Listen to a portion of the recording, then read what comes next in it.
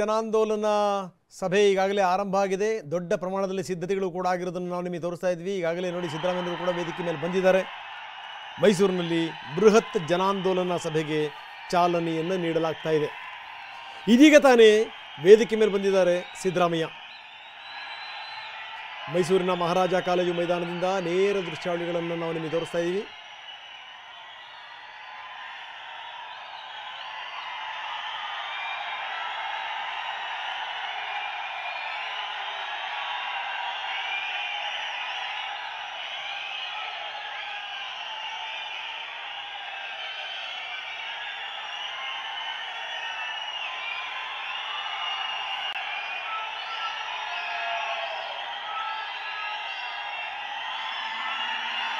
ಮುಡಾ ವಿಚಾರವನ್ನೇ ಇಟ್ಟುಕೊಂಡು ಬಿಜೆಪಿ ಮತ್ತು ಜೆಡಿಎಸ್ ದೊಡ್ಡ ಪ್ರಮಾಣದಲ್ಲಿ ಪಾದಯಾತ್ರೆಯನ್ನು ಹಮ್ಮಿಕೊಂಡಿದ್ದು, ಪಾದಯಾತ್ರೆ ಎಲ್ಲೆಲ್ಲಿ ಹೋಗುತ್ತೋ ಅದಕ್ಕಿಂತ ಮೊದಲು ಒಂದು ದಿವಸ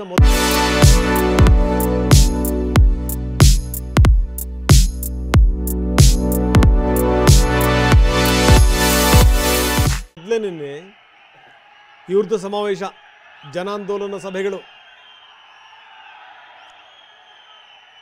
ರಾಮನಗರ ತಲುಪೋದಕ್ಕಿಂತ ಮೊದಲೇ ರಾಮನಗರದಲ್ಲಿ, ಚನ್ನಪಟ್ಟಣದಲ್ಲಿ, ಅದಾದಮೇಲೆ ಮೈಸೂರಿನಲ್ಲೂ ಕೂಡ ಆಗಿರುವಂಥದ್ದು. ನಾಳೆ ದೋಸ್ತಿಗಳ ಮುಡಾ ಯಾತ್ರೆಗೆ ಸಮಾರೋಪ, ನಾಳೆ ಬಂದು ತಲುಪುತ್ತೆ ಮೈಸೂರನ್ನ. ಆದರೆ ಅದಕ್ಕಿಂತ ಮೊದಲೇನೆ ಇವತ್ತು ಮೈಸೂರಿನ ಮಹಾರಾಜ ಕಾಲೇಜು ಮೈದಾನದಲ್ಲಿ ಬೃಹತ್ ಜನಾಂದೋಲನ ಸಭೆಯನ್ನು ಹಮ್ಮಿಕೊಳ್ಳಲಾಗಿದೆ. ಅದರ ನೇರ ದೃಶ್ಯಾವಳಿಗಳನ್ನು ನಾವು ನಿಮಗೆ ತೋರಿಸ್ತಾ ಇದ್ದೀವಿ. चाचा नेहरू जी गए, इंदिरा गांधी जी गए, संविधान के क्विट इंडिया चळवळी डे गए.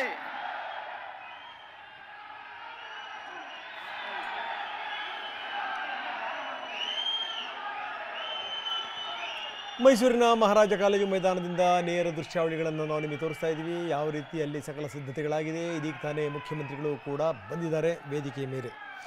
3 ಬೃಹತ್ ವೇದಿಕೆಗಳನ್ನು ಮಾಡಲಾಗಿದೆ. ಒಂದು ಮೇನ್ ವೇದಿಕೆ, ಇನ್ನೊಂದು ಅಕ್ಕಪಕ್ಕದಲ್ಲಿ ನಾಯಕರುಗಳು ಕೂತ್ಕೊಳ್ಳಿಕ್ಕೆ ವೇದಿಕೆ, ಜೊತೆಗೆ ದೊಡ್ಡ ಮಟ್ಟದ ಆಸನ ವ್ಯವಸ್ಥೆ. ಇದೀಗ ತಾನೇ ಡಿ ಕೆ ಶಿವಕುಮಾರ್ ಕೂಡ ಬಂದಿದ್ದಾರೆ. ಮುಖ್ಯಮಂತ್ರಿಗಳು ಮತ್ತು ಉಪಮುಖ್ಯಮಂತ್ರಿಗಳು ಸಭೆಯ ಕಡೆಗೆ ಕೈ ಬೀಸ್ತಾ ಇದ್ದಾರೆ. ನಾವು ನೋಡ್ತಾ ಇದ್ದೀವಿ ನೇರ ದೃಶ್ಯಾವಳಿಗಳನ್ನು ಮೈಸೂರಿನ ಮಹಾರಾಜ ಕಾಲೇಜು ಮೈದಾನದಿಂದ.